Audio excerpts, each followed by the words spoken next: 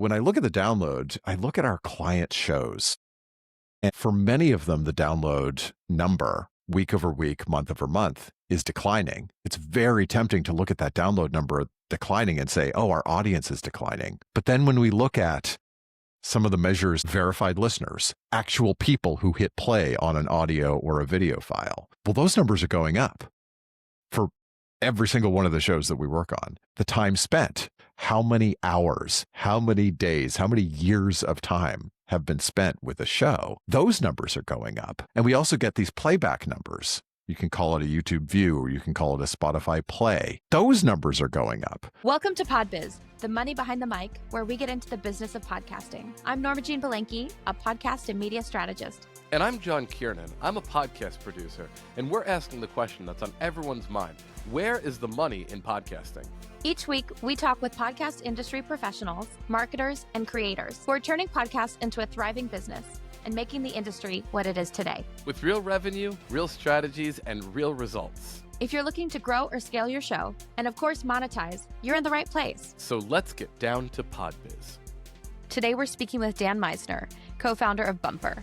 We'll be speaking about how podcast brands can get the most out of their shows without direct sales, what kind of questions you should be asking for growth, how to stay top of funnel, the death of the download and what metrics to look out for, and what questions to ask for what kind of growth you are looking for. Let's get down to PodBiz. Dan, welcome to the show. Thank you so much for having me. It's great to see you. Likewise, Dan Misener, co-founder of Bumper. Where's the money in podcasting? All over the place, including many places that aren't talked about nearly enough. Okay, what are those places? I think about the shows that our team works with, and a number of them monetize very directly in pretty traditional ways, right? They trade access to their audience to advertisers in exchange for money. Right? I think all of us know how that works and how it has worked for years and years and years and years. And in addition to those sort of directly monetized shows, we work with an awful lot of clients who I would characterize as monetizing their shows in indirect ways, where the show itself, the podcast property, right? The video, the audio, kind of the show. Yeah, maybe it has ads, maybe it has sponsorships, maybe there's title sponsorship, maybe they do DAI, lots of different ways to do that. Maybe there is a check coming in from one of the platforms every month. Maybe they've signed up for Spotify's partner program and they're starting to get those checks every month, But the real business is actually a downstream business, or the real business is what the podcast is in service of. And so that would include shows from brands, right? We work with some fairly large software companies where the show carries ads and makes money that way.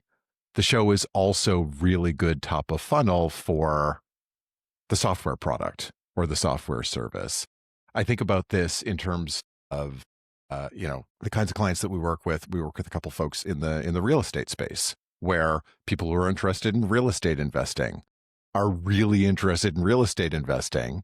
And if you make a show that caters to early stage or mid-career real estate investors, yeah, you can sell ads in that show, but you can also run very complementary businesses in terms of referral businesses or others that sometimes make up a pretty significant part of the revenue of a show. So I like to think about, certainly in Bumper's world, for the shows and the networks that we work with, I like to think about direct monetization. And then I also like to think about this entire universe of downstream or related or ancillary businesses that might exist even if the podcast didn't, but are so much stronger because the podcast exists.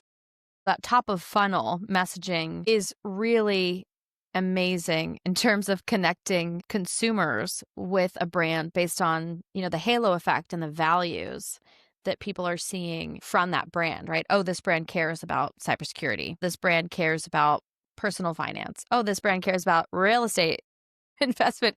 And I'm sure, for you and I, maybe a lot of people watching, if you've ever met someone that is really invested in real estate investing, they're going to tell you about it. Like it's like a niche interest, right? Like they're going to nerd out with you and they're going to want to talk about interest rates, right? For sure.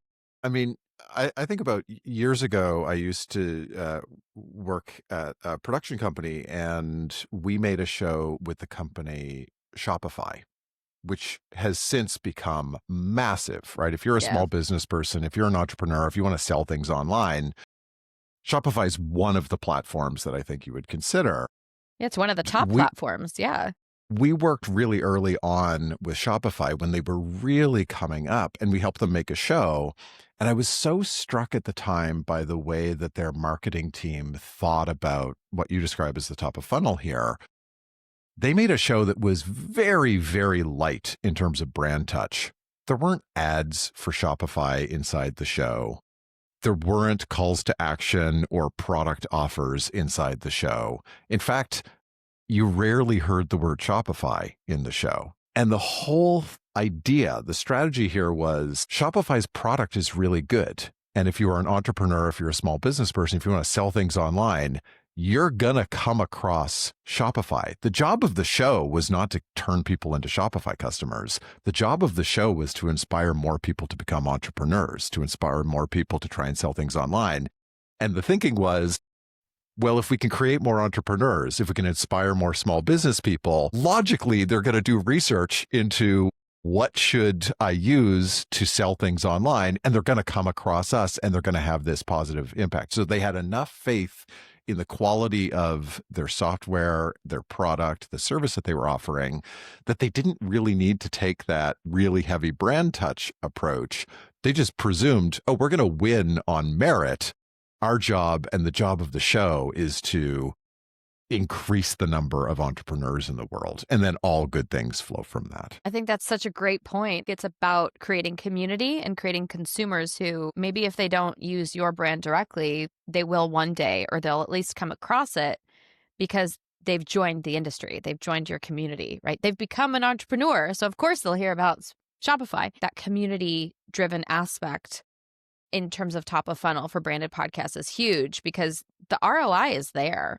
Talk a little bit about, what some of the brands and branded podcasts that you guys work with are seeing in terms of the ROI, because Bumper's been around for 3 years, and we'll get into how you got into the podcasting industry as well. You've been able to directly work with some very large brands that have heavily invested in the podcasting space and are seeing results.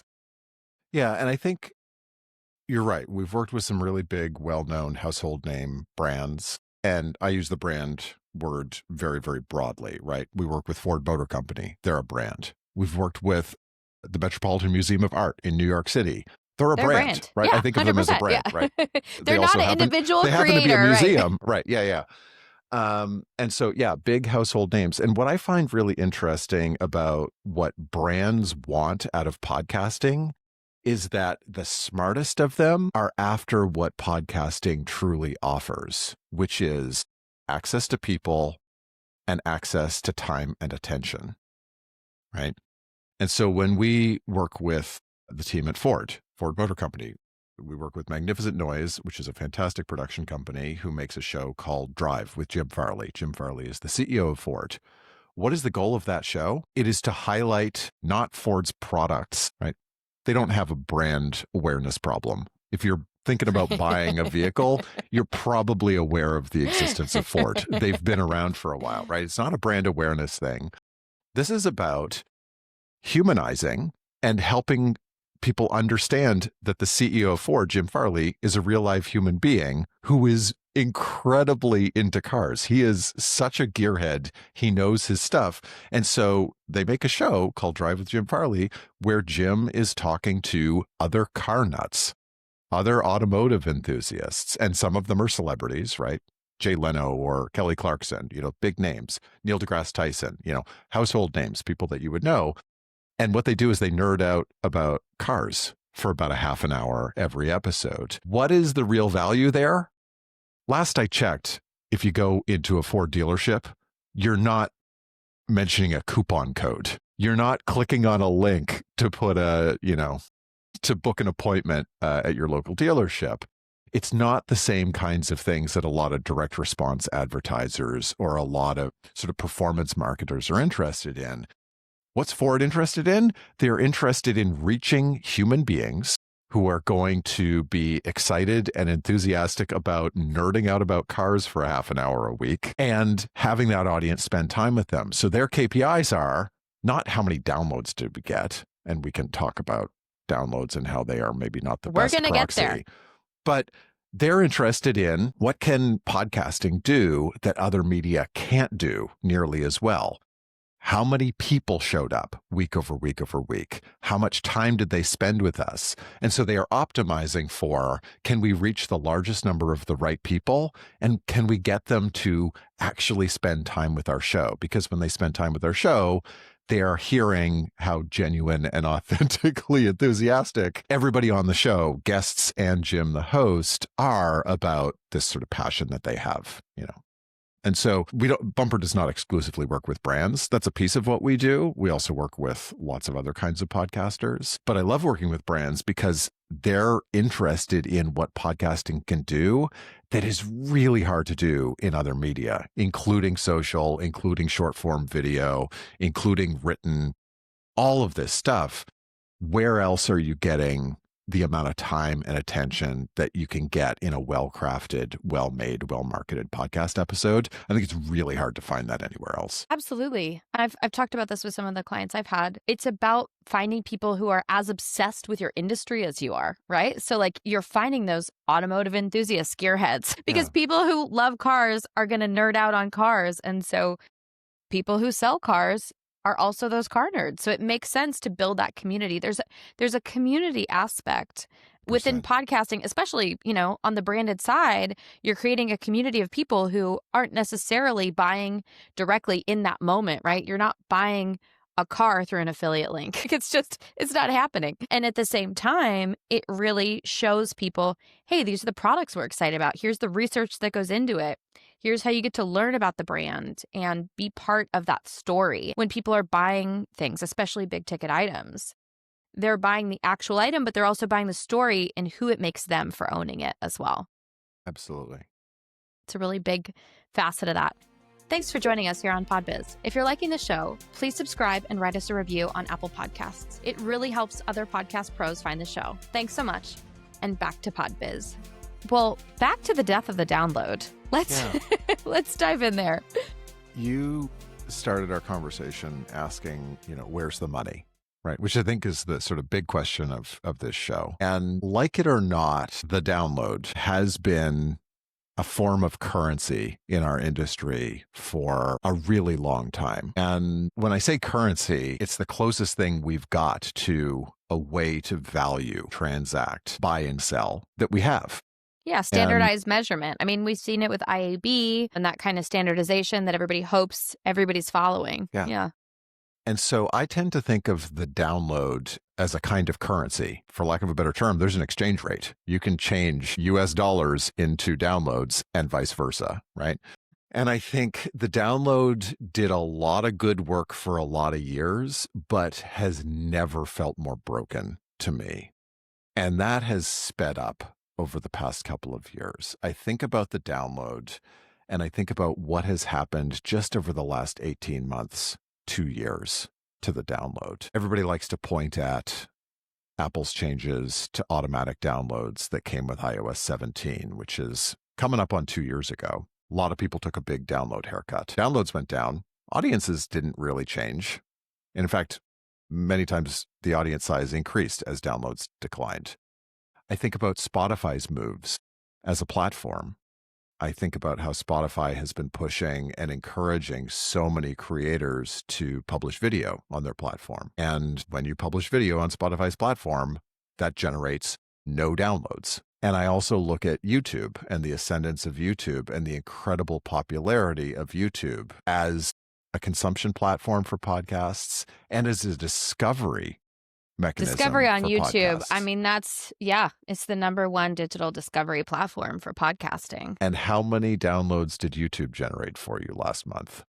Last I checked, 0 for just about everybody.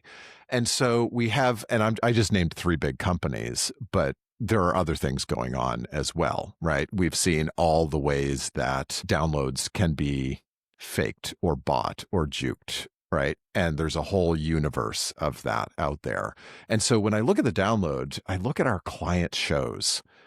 And for many of them, the download number week over week, month over month is declining. And I think it's very tempting to look at that download number declining and say, oh, our audience is declining. But then when we look at some of the measures that are now available to us through some of the big platforms in terms of verified listeners, actual people who hit play on an audio or a video file, well, those numbers are going up for every single one of the shows that we work on. We look at the time spent, right? Apple, Spotify, and YouTube all give us day by day, week by week, month by month, episode by episode, how many hours, how many days, how many years of time have been spent with a show. Those numbers are going up. And we also get these playback numbers. You can call it a YouTube view, or you can call it a Spotify play. Those numbers are going up. And so I look around and I look at the download numbers declining, not universally, but for a very big portion of the industry. I look at the fact that we have sales teams and entire infrastructure built around this idea of a declining number. And I think, like, why are we selling the number that's going down? Should we not be selling the number that's going up? If you compare, and this is something we do pretty regularly, how many downloads happen versus how many people are on the other end of those downloads. And I think a lot of people are humbled by that number when they look at how many downloads were there last month and how many people were there last month. That can be a really, really humbling ratio. But that has changed a lot over the last 2 years. And the number of downloads and the number of actual people, or the amount of real playback that's happening, those numbers are getting tighter. They're getting closer and closer together. It's not 1-to-1 yet, but the numbers are getting closer. And so I've been on calls with the revenue teams at some very large publishers where the light bulb has gone off. And they said, wait a minute, we're selling downloads, or we're selling impressions inserted into downloads. The download number is declining. Our audience number is increasing, and our CPMs haven't changed. Wait a minute, are we giving everybody today a discount compared to what we were selling a year ago or 2 years ago? I have seen that light bulb go off. And when you see it through that lens, why are we selling the number that's declining? Why are we not selling the number that's going up? And so some of the smartest teams that we're working with are actively working on de-risking their podcast businesses, because the download number, I think the tide is going out on that, right? Point to Apple, point to Spotify, point to YouTube. I don't think that number's coming back in the way that it was at the sort of height of downloads, which would have been a couple of years ago. And so we're helping people de-risk their businesses, and we're helping people get ready for the moment that there's another change to how automatic downloads work, or another change to Spotify's platform that further de-incentivizes that sort of activity that generates downloads. You guys have even gotten into the software space with this, right? Building a dashboard that brings those numbers together. For everyone out there, if you're an independent creator watching this, you can really have faith that downloads themselves aren't the be-all, end-all, right? And I think we've all run into this, especially on the listener side. Everybody knows when you find a show you like, you're going to binge it, right? And so when you're looking at those downloads themselves, it doesn't necessarily paint an accurate picture across multiple platforms, across multiple directories. And so that's a really, really important consideration. Well, Dan, tell us a little bit about how you got into the podcasting industry, because I know you also started with Pacific Content, which was a really big branded studio based in Canada. Right place, right time. I got into podcasting in the mid 2000s, 2005, 2006. Early days. Doing a lot of, I came up in radio. I came up loving campus community radio. And so I got my start in radio at the mighty CKDU, 50-watt radio station in my hometown. And that was just around the time that podcasting was being invented and the earliest shows were coming out. And so this was early days of audio enclosures in RSS feeds. And so I did a whole bunch of podcasting work in the world of campus community radio, which turned into the first 10 years of my career in public broadcasting at CBC, Canadian Public Broadcasting, where I worked on a lot of national and local programming. And then my friend Steve Pratt, who I had worked with at CBC, said, "Hey, we're starting a thing. It's a production company. It's called Pacific Content. Are you interested in joining?" So I left the CBC and worked at Pacific Content and spent about 6 years in Brandland, working with some really great companies. Shopify, Brandland. Dell, Brandland. Yeah, we got to work with we were early on with Slack. We were early on with Shopify. It was really a fun time to be in podcasting.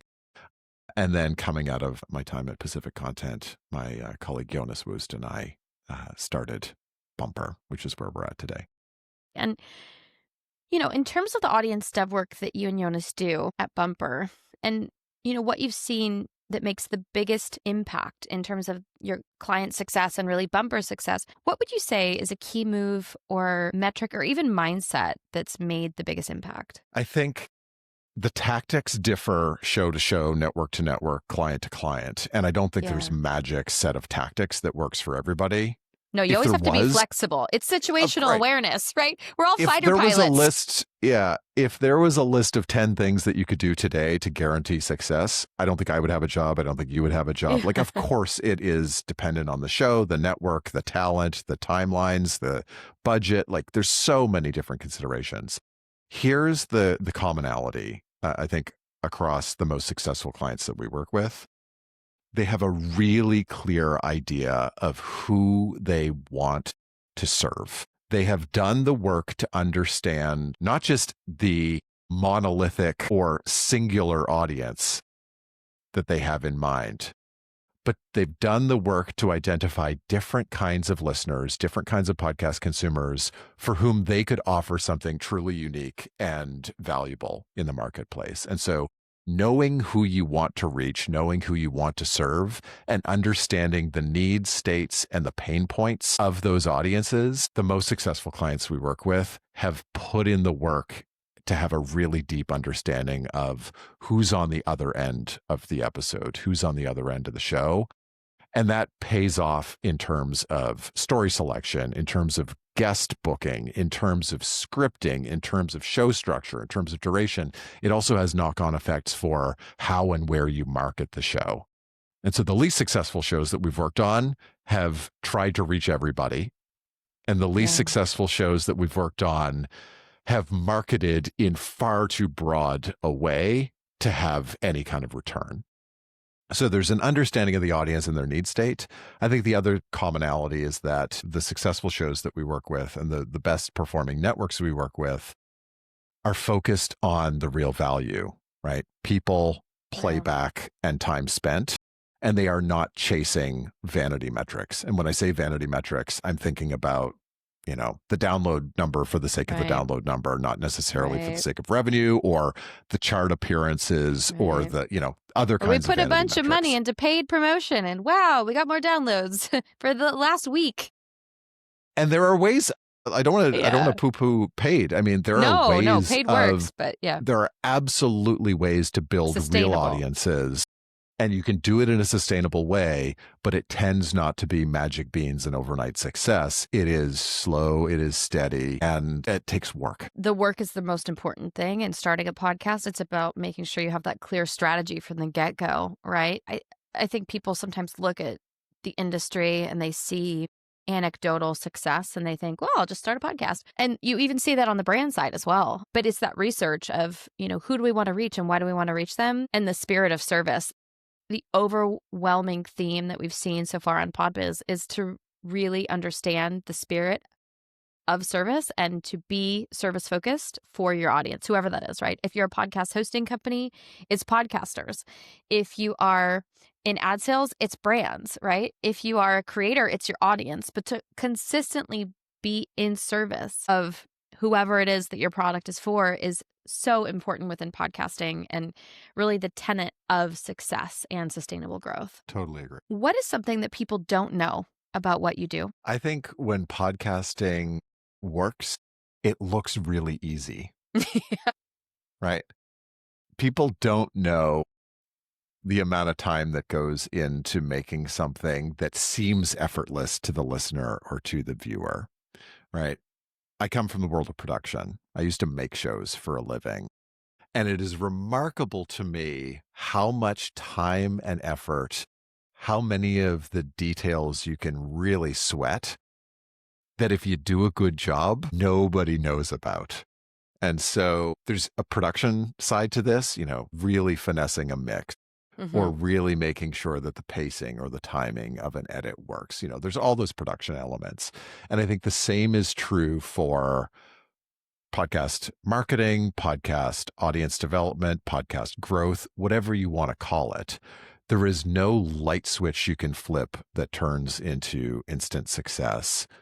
We have yet to see a list of 10 things that anybody can do that will guarantee them a massively successful show. It's just not a thing. And the real work is a whole lot of behind the scenes stuff that if you do it right, makes it seem effortless or like the work never happened at all. So we've got a really talented team at Bumper who sweats the details and really focuses on all the pieces that go into making a successful show. Some of those are editorial, some of those are product packaging, some of those are marketing. A lot of this is positioning and sort of audience targeting and listener promise work. All of this stuff, there's probably 200 or 300 different decisions you need to make, and all of them need to be well made in order for a show to be successful and cohesive. But to the listener or to the viewer, they shouldn't need to know that those 200 or 300 decisions were being considered at all. They're just enjoying the show, getting value out of it. They're not thinking about how the sausage gets made. And so there's the how we make the show, but then there's all the other stuff. And I think we like sweating the details on all the other stuff. Absolutely. If you had to start over today, is there anything you would do differently to grow faster or smarter? I think that where our growth work has fallen a bit short is when the kind of growth was unclear. And so often when we start working with somebody, we ask them, what kind of growth are you looking for? Is that growth in revenue? Is that growth in a download number? Is that growth in an audience number? Is that growth in time spent? Do you want more people? Or do you want the same people to come back more often, right? Those are different kinds of growth that require very different approaches. If you show up tomorrow and say, we need to hit X million downloads by next month, that may or may not be a sustainable approach. And you may not have enough money to make that happen, right? And so I think things that I would do differently are very project specific. And I think what cuts across all of them is really being more clear about what is the kind of growth that we're after. Because if your idea of growth is more downloads and my idea of growth is we reached more people and they were happier and came back more frequently for more. Yeah. Well, then we may not agree on what the tactics are to get us there. Right. And so sort of thinking about what is the end state that we want, how are we going to get there? Clarity around what growth even means. Because I think I've never met a podcaster who doesn't want growth of some kind, but nearly everybody that I talk to has a slightly different or sometimes a wildly different idea of what growth even means. So I think that's my answer is clarity around growth and how you would measure it. What's the yardstick? Yeah, having that clarity is so important, especially in terms of the goals of what everybody has in mind and also to not waste people's time and energy and money. I think that's a really big one as well. But you're right, everybody wants growth and growth looks different to every single show and creator and brand out there. It's a really important consideration. Well, Dan Misener, co-founder of Bumper, one last question. What are you most excited about coming up within the podcasting industry? I am excited by the moment we're in right now and what I imagine will come in the next couple of months and years, which is a renewed excitement and interest in the measures that matter. Measuring people, measuring time spent, measuring playback, measuring the stuff that is the foundation of sustainable businesses going forward. I am excited because in the last year, we have had more conversations and way more interest in what's the new yardstick? How do we sell ads that we can guarantee got heard? How can we buy ads that we're very certain were heard or seen? More transparency in the measurement side, less opacity when I go to buy ads. I am really excited by a lot of work that's happening in that space. And I think about Dan Granger's keynote a couple of months ago, calling for more transparency on the buy side and the sell side when we transact. I'm excited by what John Spurlock has been building with a proposal for actually getting consumption data out of the podcast apps that are not Apple, not Spotify, not YouTube. I've got my fingers crossed for adoption there. There is such an interest right now in how do we measure consumption, not how do we measure delivery. And I think that is what is going to lead to far more sustainable businesses and much less of a roller coaster, because boy, oh boy, it's been a roller coaster for a lot of teams over the past few years. Absolutely. Well, Dan Misener, thank you for joining us on PodBiz. Thank you so much for having me. It was a great chat.